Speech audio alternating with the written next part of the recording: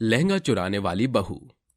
शिवन्या की अभी अभी शादी हुई थी। उसे लाल जोड़ा बहुत पसंद था। वो शादी के बाद भी हर दम लाल जोड़ा पहनकर तैयार होया करती थी। एक दिन उसकी सास उससे कहती है, अरे बहू, ये क्या आज तूने फिर से लाल जोड़ा पहन लिया? ये क्या तू रोज रोज अपना लाल जोड़ा पहनकर तैयार हो जाती है? माँ जी, मुझे लाल जोड़ा बहुत पसंद है, इसलिए मैं उसे पहनकर अपने आप को देखती रहती हूँ। दरअसल बात यह है कि मुझे अपना चेहरा अपनी माँ की तरह लगता है। जब मैं तैयार होती हूँ तो मुझ में मेरी माँ की झलक दिखाई देती है। अरे वो तो शुक्र मना कि तेरी माँ इस दुनिया में नहीं, भगवान को प्यारी हो गई है, नहीं तो तू अपनी माँ की चमची बनी रहती। सुलेखा ऐसा कहकर वहां से चली जाती है, जिसके बाद भी शिवन्या को अपनी सास की कही बात का कोई बुरा नहीं लगता और वो अपना लाल जोड़ा पहनकर अपने आप को शीशे में देखती रहती है। ऐसे ही एक दिन सुलेखा शिवन्या से कहती है, आज हम लोग मेरी सहेली के घर जा रहे हैं, इसलिए थोड़े अच्छे से कपड़े पहन लेना। अच्छा माँ जी, अगर ऐसी बात है तो मैं अपना लाल जोड़ा पहन लेती हूँ, मैं उसमें बहुत प्यारी लगती हूँ। हाँ बहू, तूने सही कहा, लाल जोड़ा पहनकर तू लाल घोड़ी बन जा। शिवन्या अपनी सास सुलेखा की बातें सुनने के बाद हंसने लगती है। अरे माँ जी, आप भी कैसी बातें कर रहे हो? अगर आप मुझे लाल घोड़ी कहकर बुलाओगी तो लोग क्या सोचेंगे? अरे बहू, पहले तो तू ये सोच कि लोग तुझे इस प्रकार लाल जोड़ा रोज रोज पहनते हुए देखेंगे तो क्या सोचते होंगे। सुलेखा के कई बार समझाने के बाद शिवन्या नॉर्मल कपड़े पहनकर सुलेखा की सहेली के घर पहुंच जाती है। सुलेखा की सहेली विनीता सुलेखा से कहती है, अरे सुलेखा बहन, ये देख तो जरा, मैंने अपनी बिटिया अरुणा के लिए शादी का जोड़ा खरीदा है। ये लाल जोड़ा तुझे कैसा लग रहा है? अरे बहुत खूबसूरत है, इतना प्यारा लहंगा तो मैंने कभी नहीं देखा, काफी महंगा होगा। और ये महंगा तो है ही, पूरे 50,000 रुपए का है। हाँ हाँ, सही कहा तूने, इसकी कीमत तो दिख ही रही है। सुलेखा और विनीता दोनों आपस में बातें कर ही रही होती हैं कि तभी शिवन्या लाल जोड़े को हाथों में पकड़कर बहुत खुश होती है और उसे अपने ऊपर लगाकर देखती है। अरे वाह, कितना सुंदर और प्यारा लाल जोड़ा है। इतना प्यारा लहंगा और इतनी प्यारी चोली मैंने कभी नहीं देखी। क्या सुंदर लग रहा है। अरे मेरे ऊपर तो और भी ज्यादा सुंदर लग रहा है। शिवन्या का ये बर्ताव देखकर विनीता को थोड़ा अजीब लगता है। तभी सुलेखा कहती है, हे भगवान बहू, तू ये क्या कर रही है? ये किसी और का लाल जोड़ा है, किसी और का लहंगा है, चुपचाप इसे यहीं रख दे। अपनी सास की ऐसी बातें सुनकर शिवन्या आराम से लहंगे को रख देती है और चुपचाप बैठ जाती है। कुछ ही दिनों में शिवन्या अपनी सास सुलेखा के साथ उसी लड़की की शादी में आती है, जिसके बाद शिवन्या दुल्हन के कमरे के अंदर उसका लाल लहंगा रखा हुआ देखती है। अरे वाह, कितना खूबसूरत है ये लाल लहंगा। शिवन्या को लहंगा इतना पसंद आ जाता है कि वो चोरी छुपे खिड़की से उस लहंगे को चुरा कर अपने घर रख लेती है और वापस शादी में आ जाती है। शादी में आने के बाद अचानक से विनीता की बेटी अरुणा जोर जोर से रोने लगती है। अरे ये क्या, मेरा लहंगा कहीं दिख नहीं रहा। अब मैं अपनी शादी में क्या पहनूंगी? मेरा लहंगा कहाँ गया? अरुणा अपनी माँ विनीता के साथ मिलकर यहाँ से वहाँ लहंगा ढूंढती है, लेकिन उसे लहंगा कहीं नजर नहीं आता। आखिरी में बेचारी अरुणा को अपनी माँ विनीता की शादी का लहंगा पहनना पड़ता है। देखते ही देखते शादी निपट जाती है और सुलेखा अपनी बहू शिवन्या के साथ वापस घर लौट आती है। हे भगवान, कितनी विचित्र बात है, किसी ने दुल्हन का लहंगा ही चुरा लिया। आखिर ऐसी हरकत कौन कर सकता है? सुलेखा ये कह रही होती है कि तभी शिवन्या मुस्कुराते हुए अपने मन ही मन सोचती है, अरे माँ जी, आपको क्या पता, ऐसा महान काम सिर्फ इस दुनिया में एक ही लड़की कर सकती है और वो खुद आपकी बहू है। मैंने ही तो उस बेचारी का लहंगा चुराया था। आखिर इतना खूबसूरत लहंगा मैं छोड़ भी कैसे सकती थी? अरे बहू, यहाँ खड़ी खड़ी मुस्कुरा क्यों रही है? जा मेरे लिए एक गिलास पानी लेकर आ। हाँ हाँ, अभी लेकर आती हूँ माँ जी। शिवन्या अपनी सास सुलेखा को एक गिलास पानी देने के बाद अपने कामों में लग जाती है। ऐसी सुलेखा शिवन्या को अपने साथ किसी भी शादी में लेकर जाती। शिवन्या दुल्हन का लहंगा ही चुरा लेती, जिसके चलते पूरे मोहल्ले में लहंगा चोर का सिलसिला शुरू हो जाता है। एक दिन शिवन्या की सहेली की शादी होती है। शिवन्या अपनी सहेली अनुराधा के पास जाती है। अरे अनुराधा, क्या बात है? आज तो तेरी शादी है, तेरे चेहरे पर कोई निखार नहीं दिख रहा। अरे निखार रहेगा भी कैसे? तू तो जानती है आजकल चारों तरफ खबर फैली है, जिसकी भी शादी होती है लहंगा चोर उसकी शादी में आता है और लहंगा चुरा कर ले जाता है। आखिर पता नहीं क्यों लहंगा चोर ऐसा कर रहा है। शिवन्या हंसते हुए कहती है, लगता है लहंगा चोर को लाल जोड़ा बहुत ही ज्यादा पसंद है, तभी वो लहंगा चुरा रहा है। वैसे तेरा लहंगा कहाँ है? जरा दिखा तो सही, तूने कहाँ छुपा रखा है? तभी अनुराधा अपना लहंगा निकालकर शिवन्या को दिखाती है, जिसे देखकर शिवन्या की नीयत अपने दोस्त अनुराधा के लहंगे पर भी फिसल जाती है। अरे वाह, कितना सुंदर और प्यारा लहंगा है तेरा। कसम से ऐसा लहंगा तो कोई भी चुरा ले। तू अपना लहंगा संभाल कर रखियो, कहीं लहंगा चोर तेरा लहंगा चुरा कर न ले जाए। ऐसा कहकर शिवन्या बाकी के मेहमानों के पास चली जाती है और बातें करने लगती है। लेकिन शिवन्या मौका देखते ही बेचारी अनुराधा का लहंगा चोरी कर लेती है और उसे अपने घर ले जाती है। रात का समय होता है। जैसे ही चोरी छुपे शिवन्या घर के अंदर घुसती है, उसके साथ सुरेखा अचानक से घर की लाइट्स ऑन करती है। अरे बहू, तू तो अपनी सहेली की शादी से कल आने वाली थी, लेकिन इतनी जल्दी, और वो भी इतनी रात में कैसे आ गई? शिवन्या अपनी सास को देखकर डर जाती है और वो अपना चोरी किया हुआ लहंगा पीछे छुपाने लगती है। अरे बहू, ये तेरे हाथों में क्या है? कुछ नहीं माँ जी, कुछ नहीं। सुलेखा शिवन्या के मना करने के बाद भी उसके हाथ में लहंगा देख लेती है, जिसके बाद सुलेखा को ये समझने में देर नहीं लगती कि शिवन्या ही वही चोर है जिसने अभी तक सबके लहंगे चोरी किए हैं। अरे बहू, ये तूने क्या किया? तू लड़कियों के लहंगे चोरी करती है? अरे तुझे तो शर्म करनी चाहिए। तू जानती भी है एक शादी के लहंगे से एक लड़की के कितने अरमान होते हैं। तू तो उन सभी लड़कियों के अरमान तोड़ देती है। तुझे तो अपनी बहू कहने में भी मुझे शर्म आ रही है। जरा सोच, उन बेचारी होने वाली सुहागनों के दिल पर क्या बीती होगी। माँ जी, मैं क्या करूँ? मुझे लाल जोड़ा इतना पसंद है कि मुझसे रहा ही नहीं जाता और मैं उसे चोरी करने लगती हूँ। अरे बहू, तू दूसरे की सुहाग की निशानी चुरा रही है। भगवान ना करे कल को कहीं भगवान ने तेरा सुहाग ही तुझसे चुरा लिया तो क्या करेगी? अपनी सास की ऐसी बातें सुनते ही शिवन्या के हाथों से लहंगा नीचे गिर जाता है और वो अपनी सास के आगे हाथ जोड़ते हुए कहती है, माँ जी, मुझे माफ कर दीजिए। आज के बाद मैं ऐसा कभी नहीं करूंगी। मुझे मेरी गलती का एहसास है। मैंने बहुत बड़ी गलती की है। मैं फिर दोबारा कभी किसी का लहंगा चोरी नहीं करूंगी और मैं इस लहंगे को भी वापस अनुराधा के घर छोड़ आऊंगी। ऐसा कहकर शिवन्या वापस से रोते हुए अपनी सहेली अनुराधा का लहंगा चोरी छुपे उसके घर वापस रखाती है और उस दिन के बाद से वो कभी किसी का लहंगा नहीं चुराती। 3 जादुई लहंगा। मायापुरी गांव में स्वर्णा, शुगना और रचना नाम की 3 बहनें संग रहा करती थीं। उनके स्वभाव में जमीन आसमान जितना फर्क था। जहां स्वर्णा एकदम शांत स्वभाव की थी, वहीं रचना एकदम घमंडी और सपनों की दुनिया में जीने वाली लड़की थी। उसी का रुझान शुगना में भी शामिल था। तीनों बहनें बेहद छोटी ही थीं जब उनकी मां इंदिरा का एक गंभीर बीमारी के कारणवश स्वर्गवास हो गया था। उनके पिता गिरिधारी ने उन्हें बचाने की भरसक कोशिश की, जिसमें उसने अपने जीवन भर की जमा पूंजी झोंक दी, मगर इंदिरा को बचा नहीं पाया। पत्नी की मृत्यु के शोक में गिरिधारी ने भी बिछौना पकड़ लिया। ऐसे में घर-बार की जिम्मेदारी बड़ी बहन स्वर्णा के सिर पर आ पड़ी। वो छोटा मोटा कामकाज करके बीमार पिता और बहनों की भूख मिटाने का बंदोबस्त करती थी। एक सांझ गिरिधारी की तबीयत बेहद बिगड़ जाती है। अरे स्वर्णा बिटिया, अरे भाई मेरे पास आ जाया। मेरे पास ज्यादा वक्त नहीं बचा। स्वर्णा की आंखों में लबालब आंसू भरा हुआ था। वो सिसकते हुए कहती है, पिताजी, कुछ नहीं होगा आपको। गहरी सांस भरिए पिताजी, गहरी सांस भरिए।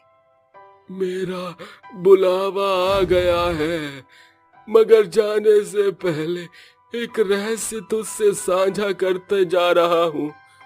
तुम तीनों सालों से मुझसे पूछती आ रही हो ना कि उस संदूक में क्या खास है।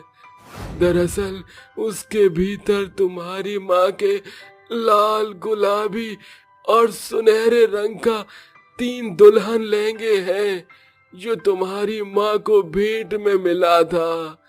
तुम्हारी माँ ने मरते दफा मुझे ये कहा था कि मैं उन तीनों लहंगों को तुम बहनों में बंटवारा कर दूं। स्वर्णा, ये जिम्मेदारी मैं तुम्हें सौंपता हूँ। ये कहकर गिरधारी दम तोड़ देता है। पिता की मौत से स्वर्णा को गहरा सदमा पहुंचता है। 2 दिन बाद पिताजी ने जाते समय इस संदूक में बंद लहंगे का जिक्र किया था। स्वर्णा जैसे ही संदूक खोलती है, तीनों लहंगों की चमक उसकी आंखों को चकाचौंध करने लगती है।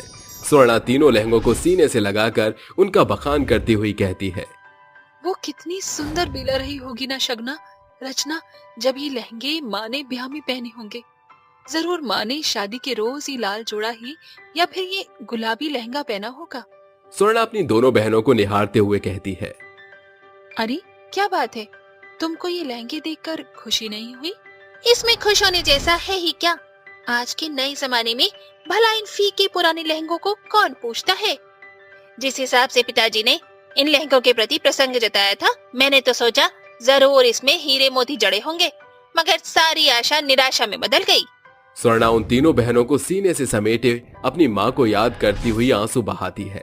जैसे उसके आंसू की बूंद उन लहंगों पर पड़ती है, एक तेज चमक घर को चकाचौंध करती हुई उन तीनों लहंगों में समा जाती है, जिसके साथ वो तीनों लहंगे सोने, चांदी और हीरे के लहंगे में बदल जाते हैं और एक आवाज पूरे घर में गूंज उठती है।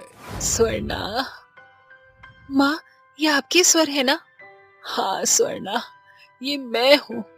अब से ये 3 लहंगे साधारण नहीं, बल्कि जादुई सोने, चांदी और हीरे के जादुई लहंगे में बदल चुके हैं।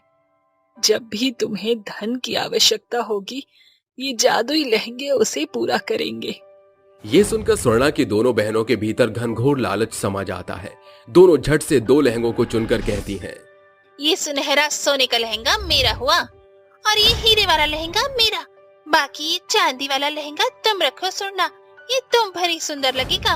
रचना और शुगना अपने जादुई लहंगे को पहनकर शीशे के सामने खड़े होकर कहती हैं, हीरे तो एकदम शीशे के जैसे चमक रहे हैं, मेरा रूप मगर अभी कुछ अधूरा है। गहने के बिना लहंगा कुछ ज्यादा नहीं जच रहा। क्यों ना हम अपने जादुई लहंगे से कुछ मांग कर देखें, हमको इस लहंगे का पुख्ता प्रमाण भी पता चल जाएगा। ए मेरे जादुई सोने के सुनहरे लहंगे, जल्दी से मुझे सोने के सुंदर गहने दो। मेरे हीरे के लहंगे, जल्दी से मुझे भी हीरो का हार और सर का सुंदर ताज दे। दोनों जादुई लहंगे एक साथ चमक उठते हैं। सोने का लहंगा शुगना को ढेर सारे सोने के जेवर देता है और हीरे का लहंगा रचना को चमचमाता हीरे का हार और ताज मुहैया कराता है, जिसे दोनों बहनें अपनी साज सजावट करने लग जाती हैं। मगर स्वर्णा उन दोनों को एकटक निहार रही थी। ये देखकर रचना कहती है, स्वर्णा, हमारे जादुई लहंगे तो ऐसे घूर घूर कर क्यों देख रही हो? लगता है शायद तुम अपनी जादुई चांदी के लहंगे से संतुष्ट नहीं हो। ऐसा नहीं है, मैं अपने जादुई लहंगे को पाकर बेहद खुश हूँ, मगर इसलिए नहीं कि ये जादुई है, बल्कि इसीलिए कि ये मेरी माँ की आखिरी निशानी है। अगले भोर एक भिखारी उनके घर का किवाड़ खटखटाकर कहता है, अरे कोई है इस घर में रहने वाला बड़ा दिल वाला? इस भूखे भिखारी को भोजन करा दो। आवाज सुनकर तीनों बहनें बाहर आती हैं। शुगना और रचना भिखारी को देख नाक भौं सिकोड़ते हुए कहती हैं, अरे ओ भूखे भिखारी, यहाँ क्या भंडारा बट रहा है जो चले आए झोली फैलाए। अरे तुम दोनों ऐसा क्यों कह रही हो? एक भूखे का पेट भरना पुण्य का काम होता है, और फिर हमारे पास 3 जादुई लहंगे हैं। स्वर्णा, हम अपने जादुई लहंगे का इस्तेमाल सिर्फ अपने शौक को पूरा करने में करेंगे। तुम्हें दानी बनने का शौक है तो बनो। ये कहकर वो दोनों भीतर चली जाती हैं। बाबा, जरा आप यहीं ठहरिए। स्वर्णा अपने जादुई लहंगे को लेकर बाबा के पास दरवाजे पर आती है, जहाँ भिखारी कहता है, मुझे तो लगा था कि तुम भोजन का प्रबंध करने भीतर गई थी। बाबा, ये एक जादुई लहंगा है। मगर ये तो एकदम साधारण जान पड़ रहा है। ये मेरे जादुई लहंगे, जरा अपना करिश्मा तो दिखाना।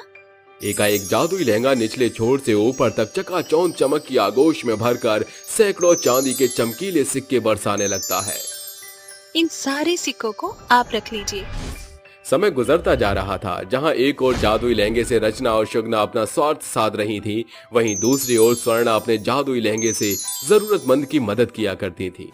एक सवेरे सत्यपाल और रामदीन स्वर्णा के पास आते हैं। उन्हें आता देख शुगना और रचना ताने भर स्वर से कहती हैं, अरे क्या बात है, आज ये 2 हंसों का जोड़ा इतनी सवेरे हमारे पास क्या लेने आया है?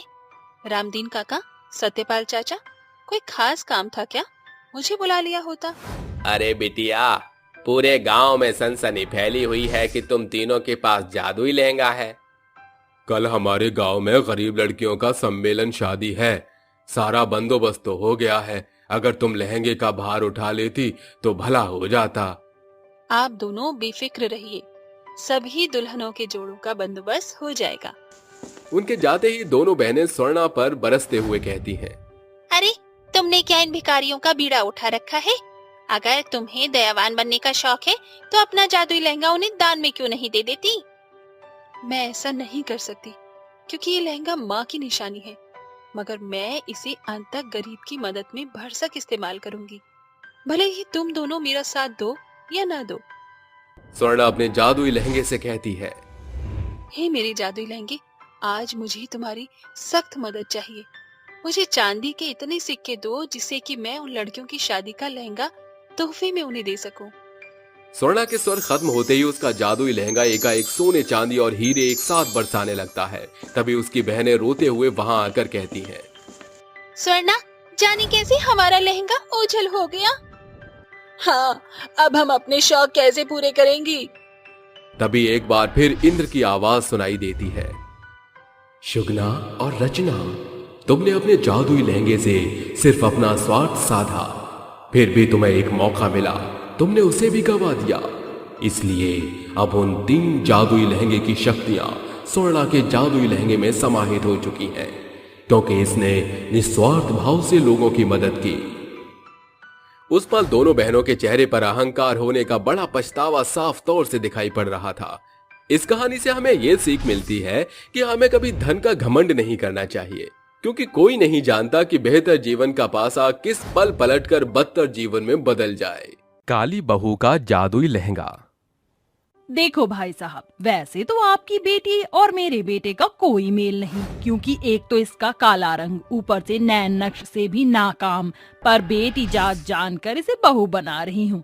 बदले में बतौर 10 लाख का दहेज, एक 4 चक्के की कार और घर बार का साज सामान, बारातियों का स्वागत सत्कार होगा। मोहिनी के मुंह से दहेज की मांग से बेबस बाप धीना असमंजता में डाल देता है, मगर मैं बेचारा गरीब बाप दहेज का इतना दाम कहां से जोड़ सकूंगा।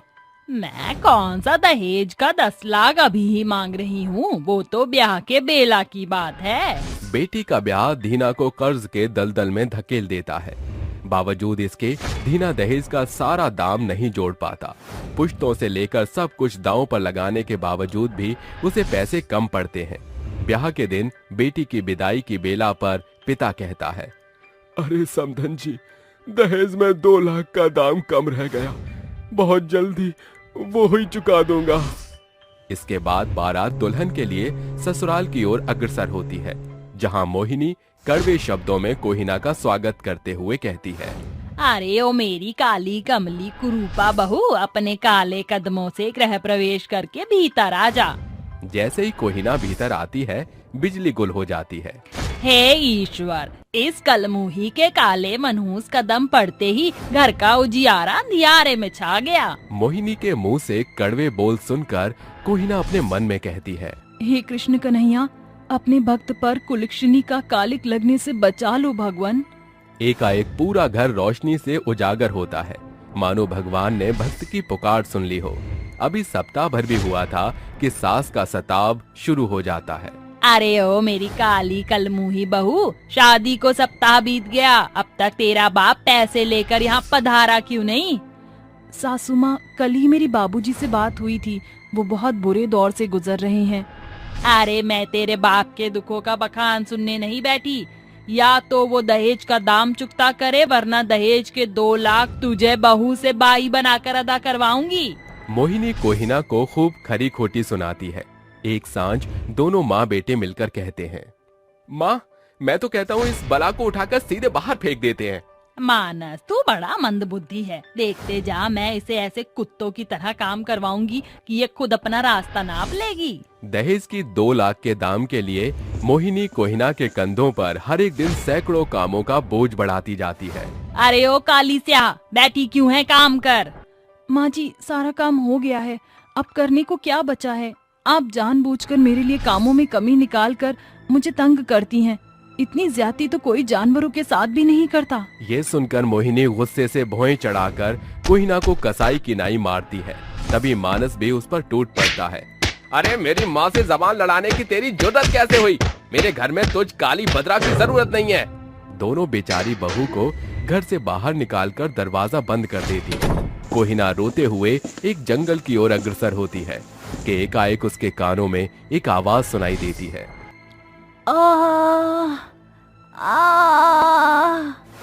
अरे ये तो किसी हिरनी की करहाने की आवाज है। काफी खोजबीन के बाद कोहिना को वो हिरनी जंगल के बीचों बीच पड़ी दिखती है।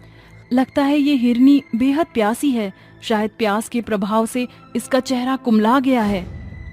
कोहिना पास पड़े मिट्टी के एक बर्तन में नदी से पानी लाकर जैसे ही हिरनी को पिलाती है, एक तेजोमय प्रकाश के साथ हिरनी परी में परिवर्तित हो जाती है। तुम्हारा बहुत बहुत शुक्रिया। बरसों बाद मुझे मेरा स्वरूप प्राप्त हो गया। पर तुम हिरनी कैसे बनी थी? बरसों पूर्व मुझसे एक परिपक्व पाप हो गया था, जिसके कारण मैं परी से हिरनी में बदल गई। कहो, तुम्हें मुझसे क्या चाहिए? मुझे कुछ भी नहीं चाहिए। परी की नजर एकाएक कोहिना के फटे पुराने कपड़ों पर जाती है। परी अपनी जादुई छड़ी घुमाकर अपने कौतुक से एक मलमल कपड़ा उसे देकर कहती है, कोहिना, ये एक जादुई मलमल का वस्त्र है जिसे तुम किसी भी सांचे में ढाल सकती हो। साथ ही ये तुम्हारी दिन दशा को भी बदलाव देगा। जादुई कपड़े का भेद बताकर परी ओझल हो जाती है। जादुई कपड़े को लेकर कोहिना अपने पिता के घर पहुंचती है। पिताजी। अरे मेरी बच्ची, तू ससुराल में सब कुशल मंगल तो है? पिताजी, वो दोनों माँ बेटे अव्वल दर्जे के दरिंदे हैं। दहेज के 2 लाख के दाम के लिए पति की प्रताड़ना और सास का सताव सब कुछ सहन किया। उन्होंने अपना स्वार्थ साधने के लिए मुझ काली को बहू बनाया था। दीना की निगाह चमकते कपड़े पर पड़ती है।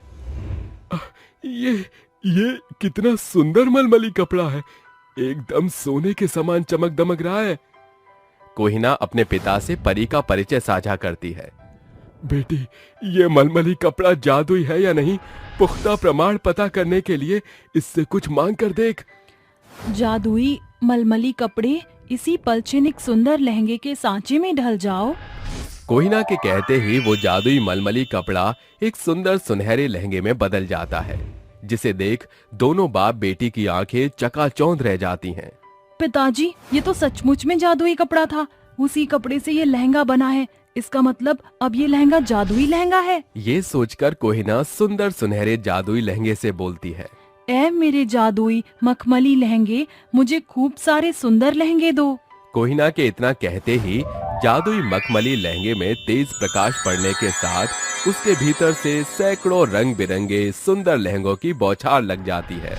अब ये जादुई लहंगे से मिले ये लहंगे ही कोहिना की कमाई का जरिया बनेगा। अब हम दोनों मिलकर लहंगों का कारोबार शुरू करेंगे। जादुई लहंगे से मिले लहंगों को लेकर कोहिना बाजार में बड़े लहंगे व्यापारी के हाथों उन्हें बेच आती है, जिससे उसे जो पैसे प्राप्त होते हैं उससे वो सबसे पहले अपने घर की आर्थिक अवस्था को सुधारती है। ऐसे ही हर एक दिन वो जादुई लहंगे से लहंगे की बड़ी व्यापारी बन जाती है। कुछ महीनों बाद पिताजी, जादुई लहंगे से मिले सुंदर लहंगे आज लाखों में बिक रहे हैं। हमारी आर्थिक दशा फर्श से अर्श पर आ गई है, जिसका मुख्य श्रेय जादुई मलमली लहंगे को जाता है। बेटी, अब तो हमारे पास पैसे की कोई किल्लत नहीं रही। जादुई लहंगे से हम दहेज का 10 गुना दाम दे सकते हैं। अब तू अपने ससुराल चली जा। पिताजी, मैं इस जादुई लहंगे से उन लोभियों को एक फूटी कौड़ी भी नहीं दूंगी। कोहिना अपना बीता जीवन बिसार कर बिना रुके थके आगे की ओर अग्रसर होती है। हे मेरे जादुई मलमल के लहंगे, मुझे भिन्न भिन्न भांति के लाजवाब लहंगों को मुहैया कराओ, ताकि मैं गरीबों की बेटियों को जो दुल्हन बनती हैं, उनका महंगा लहंगा पहनने की लालसा को पूरा कर पाऊं। जादुई मलमली लहंगा कोहिना को अनेकों सुंदर साँचे से गड़े लहंगे देता है, जिनसे कोहिना गरीब बेटियों के ब्याह में लहंगे दिया करती थी। समय गुजरता गया। अब कोहिना के लहंगों के कई बड़े शोरूम, दुकान और कारखाने हो चुके थे। फिर एक दिन कोहिना अपने जादुई लहंगे को निहारती हुई कहती है, क्या मेरा ये जादुई लहंगा मेरे काले भद्दे रूप को भी बदल सकता है? ऐ मेरे जादुई लहंगे, मेरे काले रूप की काया पलट कर दो। कोहिना के कहते ही उसी पल छिन जादुई लहंगा कोहिना को सर से पांव तक सराबोर कर देता है, जिसके साथ उसका रूप एक मेनका जितना निखर जाता है। क्या सचमुच ये मेरा ही अक्ष है? शुक्रिया मेरे जादुई लहंगे, तुमने मेरे कुरूपता की काया पलट कर दी आज।